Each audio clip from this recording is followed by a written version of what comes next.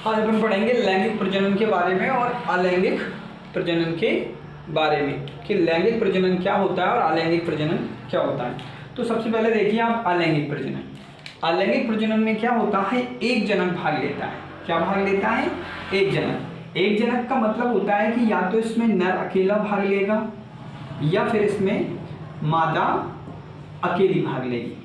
Means या तो नर अकेली संतान को उत्पन्न कर सकती है या फिर मादा अकेली ही संतान को उत्पन्न कर सकती है। कहने का मतलब होता है, जनक का मतलब होता है या तो नर मतलब में पिता अकेला अपनी संतान को जन्म दे सकता है या फिर माता अकेली अपनी संतान को जन्म दे सकती है। इसमें मिलने की जरूरत नहीं होती है, इसमें नर और मादा को मिलने की जरूरत नहीं होती है।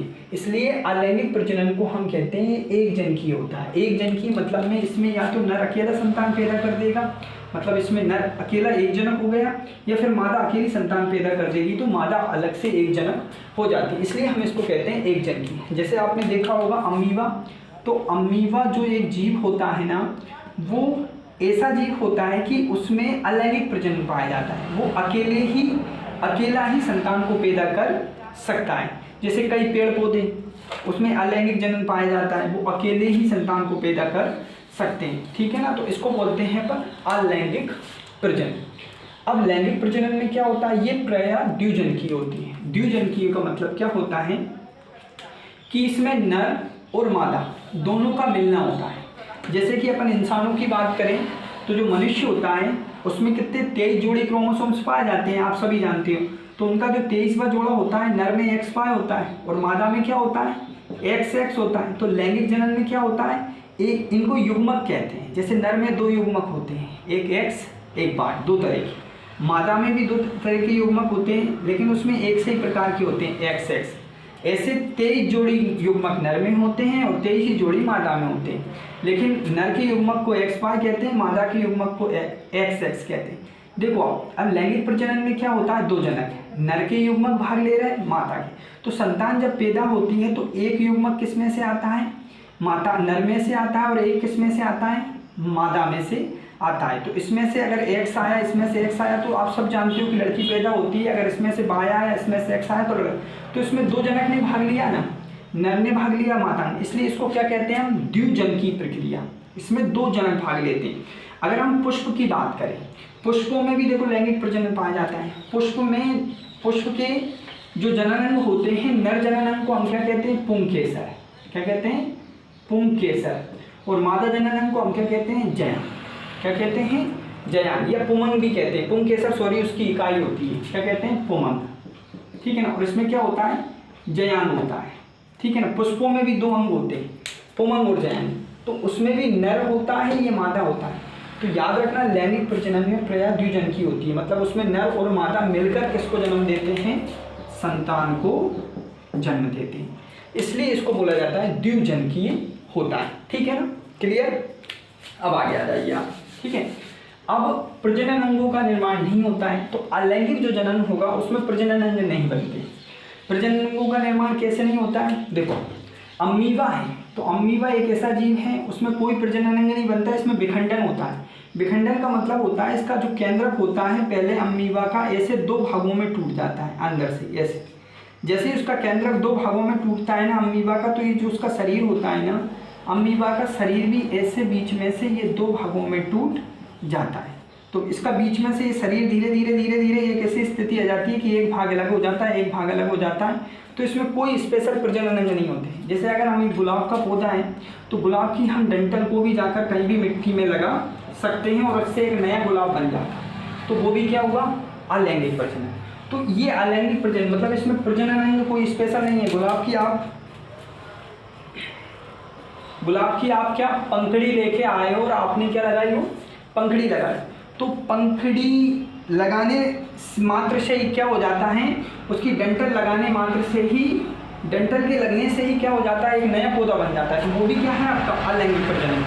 तो जो अलैंगिक प्रजनन होता है जैसे अमीबा में, इसमें कोई स्पेशल प्रजनन अंग नहीं होते। जबकि क्या होता है लैंगिक प्रजनन अंग में, जैसे अगर ह्यूमन में देखें तो नर का प्रजनन अंग क्या कहलाता है, वृषण। और मादा का प्रजनन अंग क्या कहलाता है ह्यूमन मैन में, अंडाशय। क्या कहलाता है? अंडाशय। क्या कहलाता है? अंडाशय। वृषण में क्या बनते हैं? शुक्राणु। क्या बनते हैं? शुक्राणु, ठीक है ना। और अंडाशय में क्या बनते हैं? अंडाणु। क्या बनते हैं? अंडाणु। तो ये युग्मक होते हैं। वृषण में शुक्राणु बनते हैं नर युग्मक, और अंडाशय में अंडाणु बनते हैं मादा युग्मक। तो इनमें प्रजनन अंग होते हैं लैंगिक प्रजनन अंग, क्योंकि इसमें नर और मादा दो जनक भाग लेते हैं ना, क्योंकि ये द्विजनकी है, तो इसमें प्रजनन अंग होते हैं। नर प्रजनन अंग वृषण, मादा प्रजनन अंग अंडाशय। ऐसे ही पुष्पों में भी नर प्रजनन अंग को हम क्या कहते हैं? पुमांग। क्या कहते हैं? पुमांग। वो मादा प्रजनन अंग को हम क्या कहते हैं? जयान। क्या कहते हैं? जयान। तो क्लियर है? तो कहने का मतलब है कि इसमें प्रजनन अंग बनते हैं। नर प्रजनन अंग पुष्पों की बात करेंगे तो पुमंग, और मादा प्रजनन अंग जयान। पुमंग में क्या बनता है? पुमंग में किसका निर्माण होता है? परागकण का। किसका होता है? परागकण का, ठीक है ना। और जयान में किसका निर्माण होता है? अंडक का। तो याद रखना, इसमें प्रजनन अंगों का निर्माण होता है, ठीक है ना। जैसे नर प्रजनन अंग इंसानों की बात की जाए तो वृषण नर का और मादा का अंडाशय, और पुष्पों की बात की जाए तो पुष्पों का नर प्रजनन अंग पुमंग होता है और मादा प्रजनन अंग जयान। तो इसमें प्रजनन अंगों का निर्माण होता है बच्चों, जबकि अलैंगिक प्रजनन में प्रजनन अंगों का निर्माण नहीं होता है। ये प्रजनन तीव्र गति से होता है। तीव्र गति से कैसे? जैसे कि मैं आपको बताऊं, एक अमीबा है, तो अमीबा में आप जानते हो अलैंगिक प्रजनन पाया जाता है। वो अमीबा का जो केंद्रक होता है ना, वो थोड़ी ही देर में अपने अंदर, ये मानो इसमें भूविखंडन भी पाया जाता है, ये अपने केंद्रक को अमीबा के अंदर ही कम से कम 50 टुकड़ों में तोड़ लेगा। कितने में? 50 ऐसे केंद्रक, और 50 केंद्रक के चारों तरफ अमीबा का एक नया शरीर बन जाएगा। उसका कोशिका द्रव्य उसके चारों तरफ अलग अलग अमीबा बनाएगा, और वो पूरा का पूरा कोशिका द्रव्य अलग हो जाएगा, और अलग होने के बाद में उसकी ये बीच की लेयर क्या हो जाएगी? फट जाएगी। तो 1 2 3 ऐसे ही इसमें तीव्र गति से एक जीव से बहुत सारे जीव बन जाते हैं। ऐसे ही क्या होता है कि बहुत सारे जीव होते हैं, जैसे कि आपने देखा होगा रीजेनरेशन प्लेनेरिया, उसमें भी क्या पाया जाता है? अलैंगिक प्रजनन पाया जाता है। जैसे आप गुलाब की डंठल को, एक बड़ी सी डंठल है, उसके छोटे छोटे टुकड़े करके आप मिट्टी में रोपित कर दो तो वो भी अलैंगिक प्रजनन, जबकि लैंगिक प्रजनन में समय लगता है। जैसे कि एक नर और मादा की संतान मिलकर किसको जन्म देती है? एक नए बच्चे को जन्म देती है। तो बच्चा पैदा होने में और उसके विकसित होने में क्या लगता है? बहुत समय लगता है, इसलिए ये धीमी गति से होता है। कैसे होता है? अपेक्षाकृत धीमी गति से होता है। अगर हम एक पुष्प को भी, मतलब ये प्रक्रिया धीमी गति से होती है, याद रखें। और अर्धसूत्री विभाजन नहीं होता है। इसमें क्या होता है? अलैंगिक प्रजनन में अर्धसूत्री विभाजन नहीं होता है। अर्धसूत्री विभाजन कैसा होता है? याद रखना, अर्धसूत्री विभाजन अलैंगिक प्रजनन में नहीं होता है, ये सिर्फ लैंगिक प्रजनन में होता है। अर्धसूत्री विभाजन में क्या बनते हैं? युग्मक बनते हैं। जैसे कि हमें नर युग्मक क्या बनता है? अर्धसूत्री विभाजन में याद रखना, नर के अंदर जो नर का प्रजनन अंग क्या है? वृषण, और वृषण के अंदर क्या बनते हैं? नर युग्मक शुक्राणु। क्या बनते हैं? शुक्राणु। मादा का प्रजनन अंग क्या है? अंडाशय, और अंडाशय के अंदर क्या बनते हैं? अंडाणु। क्या बनते हैं? अंडाणु। तो ये शुक्राणु और अंडाणु क्या है? युग्मक है। क्या है? युग्मक है। तो याद रखना, ये युग्मक जो बनते हैं ना, ये अर्धसूत्री विभाजन के द्वारा बनते हैं। और अर्धसूत्री विभाजन में क्या होता है? एक कोशिका से कितनी कोशिकाएं बनती है? 1 2 3 और 4 कोशिकाएं बनती है। और अगर पेरेंट्स में गुणसूत्रों की संख्या कितनी है?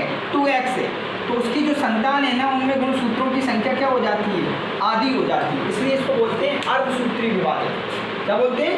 अर्धसूत्री। तो अर्धसूत्री विभाजन में जैसे कि ये पेरेंट्स था, तो पेरेंट्स से जो संतान बनेगी उनमें गुणसूत्रों की संख्या क्या हो जाती है? आधी हो जाती है। और याद रखना, अर्धसूत्री विभाजन में क्या बनते हैं? युग्मक। क्या बनते हैं? युग्मक। इसलिए याद रखना कि इनमें तो अर्धसूत्री विभाजन होता ही नहीं, लेकिन इनमें अर्धसूत्री विभाजन अवश्य पाया जाता है। लैंगिक प्रजनन में क्या पाया जाता है? अर्धसूत्री विभाजन पाया जाता है। मीन्स इसमें एक जनक कोशिका से 4 संतति कोशिकाएं बनती हैं, और जिसमें गुणसूत्रों की संख्या जनक से आधी रहती है। लेकिन अलैंगिक प्रजनन में अर्धसूत्री विभाजन तो नहीं होता, लेकिन समसूत्री विभाजन पाया जाता है। समसूत्री विभाजन का मतलब होता है कि जैसे कि संतान में अगर गुणसूत्र की संख्या 2x है, तो इससे जो संतान बनेगी उनमें भी गुणसूत्र की संख्या क्या होगी? 2x होगी। और इससे एक संतति कोशिका से 2 संतति कोशिका बनती है, जबकि इसमें एक संतति कोशिका से 4 संतति कोशिकाएं बनती है। मतलब इसमें एक जनक कोशिका से 2 संतति कोशिका बनती है, इसमें एक जनक कोशिका से 4 संतति कोशिका बनती है। समसूत्री विभाजन में क्या होता है? समसूत्री विभाजन में गुणसूत्रों की संख्या समान होती है, इसलिए इसको समसूत्री विभाजन कहते हैं। इसमें 1 से 2 संतति कोशिका बनती है, जबकि अर्धसूत्री विभाजन में क्या होता है? गुणसूत्रों की संख्या जनक से आधी रह जाती है और 4 संतति कोशिकाएं बनती है। याद रखना, ये लैंगिक प्रजनन में पाया जाता है। लैंगिक प्रजनन में अर्धसूत्री विभाजन और लैंगिक प्रजनन में समसूत्री विभाजन दोनों ही होते हैं। और जो अलैंगिक प्रजनन होता है उसमें केवल समसूत्री विभाजन पाया जाता है, उसमें अर्धसूत्री विभाजन नहीं होता। अगला, संततियों का निर्माण बहुत अधिक संख्या में होता है। अब बहुत अधिक संख्या में क्यों होगा? क्योंकि मैंने आपको थोड़ी देर पहले बताया था कि एक अमीबा है, उससे कई सारे बहुविखंडन के द्वारा बहुत सारे अमीबा बन जाते हैं।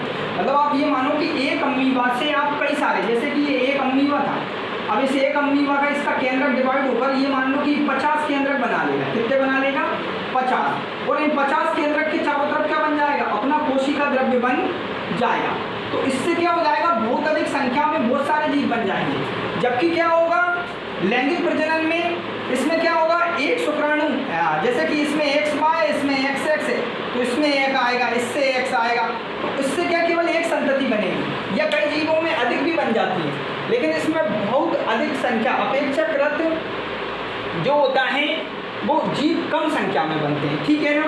युग्मकों का निर्माण एवं संलयन नहीं होता है। अब आप एक बताओ, इसमें जब प्रजनन अंगी नहीं होंगे, अलैंगिक प्रजनन में प्रजनन अंग नहीं होते। प्रजनन अंग का मतलब उसमें जैसे कि पुष्पों में पुमंग प्रजनन अंग होता है, ठीक है ना, नर प्रजनन अंग, और पुष्पों में मादा प्रजनन अंग क्या होता है? जयांग होता है। अगर हम इंसानों की बात करें तो इंसानों में नर प्रजनन अंग क्या होता है? वृषण। और मादा प्रजनन अंग क्या होता है? अंडाशय। तो अंडाशय में, वृषण में क्या बनता है? नर युग्मक शुक्राणु बनता है, और अंडाशय में मादा युग्मक क्या बनता है? अंडाणु बनता है। और अगर हम पुष्पों की बात करें तो पुष्पों का नर युग्मक क्या होता है? पुमंग। पुमंग में क्या बनते हैं? परागकण। और मादा युग्मक पुष्पों में क्या होता है? जयांग। जयांग में क्या बनते हैं? अंडक। तो ये किस में बनता है? केवल लैंगिक प्रजनन में। जब अलैंगिक प्रजनन में प्रजनन अंग हो गए नहीं तो युग्मक भी नहीं बनेंगे, क्योंकि याद रखना युग्मक कहाँ बनते हैं? प्रजनन अंगों में। और चूंकि अलैंगिक प्रजनन में प्रजनन अंग पाए ही नहीं जाते हैं, इसलिए इनमें युग्मक नहीं बनेंगे। जब युग्मक नहीं बनेंगे तो युग्मक का संलयन भी नहीं होगा। इसमें युग्मक बनते हैं। युग्मक का संलयन का मतलब क्या होता है बच्चों? जैसे कि नर में मान लो XY, मादा में XX, तो इनके युग्मकों का मिलना, जैसे इससे Y आया और इससे X आया, जैसे कि इससे क्या आया? X, और इससे क्या आया? Y, तो ये दोनों क्या हो गए? युग्मक मिल गए। तो युग्मकों के मिलने को युग्मक संलयन कहते हैं। चूंकि इनमें युग्मक बनते हैं, इनमें युग्मक भी बनते हैं, युग्मक का निर्माण भी होता है। जैसे कि नर युग्मक वृषण में बनते हैं, मादा युग्मक अंडाशय में बनते हैं, नर युग्मक को शुक्राणु कहते हैं, मादा युग्मक को अंडाणु। जब युग्मक बनते हैं तो युग्मकों का क्या भी होता है? संलयन होता है। इसमें जब प्रजनन अंगी नहीं होंगे तो उसमें युग्मक बनेंगे ही नहीं, जब युग्मक बनेंगे ही नहीं तो संलयन भी नहीं होगा। ठीक है? अब इसमें संततियाँ आनुवांशिक रूप से जनक के समान होती हैं। देखो, जब अमीबा में क्या अब उसी से बन रहे हैं, वो नर अकेला ही है या फिर मादा अकेला ही है, कई जीव हो। जैसे आपने गुलाब की कलम, सफ़ेद गुलाब की कलम लगाई है, लाल गुलाब की कलम लगाई, ठीक है, तो उससे लाल ही गुलाब बनेंगे। ठीक है ना? अब एक अमीबा से उसी के जीव जैसे जीव बनेंगे तो वो आनुवांशिक रूप से उसकी संतान भी उसी के क्या होगी? समान होगी। जबकि ऐसा नहीं होगा। इसमें लैंगिक प्रजनन में जो संतानें होती है वो जनक से बिल्कुल क्या होती है? डिफरेंट होती है। कैसे होती है देखिए। अब इसमें कुछ गुण तो क्या हैं? पिता के, कुछ क्या हैं? माता के। और माता और पिता के दोनों ही गुण क्या हो गए? मिक्स हो गए। तो संतान माता पिता से थोड़ी सी क्या होगी? भिन्न होगी। जैसे कि आप लोग भी हो, मैं भी हूँ, अपन अपने माँ बाप से थोड़े बहुत क्या होते हैं? भिन्न होते हैं। भिन्न मतलब डिफरेंट।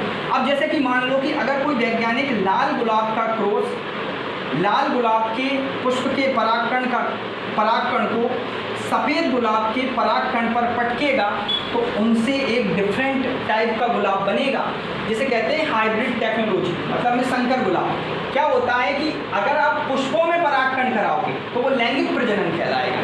तो लैंगिक प्रजनन में हमें अब तरह तरह की जो गुलाब की खेती की जाती है ना, उसी तरीके से की जाती है कि उनकी जो प्रजातियाँ हैं ना, उनका क्रॉस कराया जाता है। तो जो लैंगिक प्रजनन में होता है इसमें जो संतानें होती है बिल्कुल जनक से क्या होती है, भिन्न होती है, क्योंकि दोनों युग्मक मिलकर एक तीसरे नई चीज को निर्माण करते हैं। और इसमें बिल्कुल संततियाँ जनक से समान होती है क्योंकि वो उसी से बनती है हूबहू, ठीक है ना।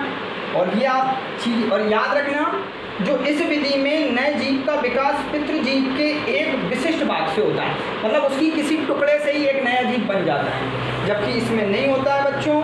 इसमें क्या होता है, युग्मक भाग लेते हैं, तो युग्मकों से नर युग्मक मादा युग्मक दोनों मिलकर ही एक नए जीव का निर्माण करते हैं। तो ये आपका लैंगिक अलैंगिक प्रजनन होगा। एक बार और मैं बता देता हूँ बच्चों, अलैंगिक प्रजनन में याद रखना एक ही जनक भाग लेगा, मतलब या तो उसमें नर अकेला संतान पैदा कर देगा या मादा अकेली संतान पैदा कर देगी। इसमें दो जनक भाग लेंगे, इसमें नर भी भाग लेगा। कौन भाग लेगा, नर भी भाग लेगा इसमें, और मादा भी भाग लेगी। मादा मतलब माता, ठीक है। प्रजनन अंगों का निर्माण नहीं होता है, मैंने बताया इसमें अलैंगिक प्रजनन में कोई प्रजनन अंग नहीं बनते, इसमें प्रजनन अंग बनते हैं। जैसे अगर पुष्पों की बात करो तो नर प्रजनन अंग पुमांग, अगर पुष्पों में मादा प्रजनन अंग की बात करो तो जयांग। नर प्रजनन अंग में क्या बनते हैं, परागकण मादा जयांग में बनते हैं अंडा, क्या बनते हैं, अंडा, ठीक है। इसमें प्रजनन तीव्र गति से होता है क्योंकि एक से बहुत सारी संतानें बन जाती है, इसमें धीमी गति से होता है।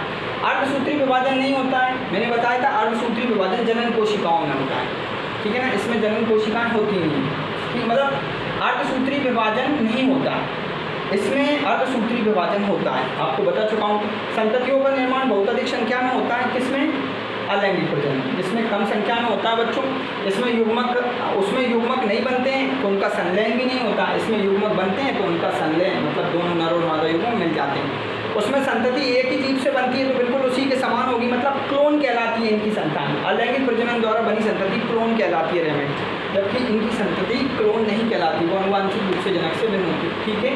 तो ये आपका सेक्सुअल और सेक्सुअल रिप्रोडक्शन में डिफरेंस हो गया, ठीक है ना। पर नेक्स्ट वीडियो आगे देखते हैं, ये क्वेश्चन परीक्षा की दृष्टि से मोस्ट, ठीक है बच्चों।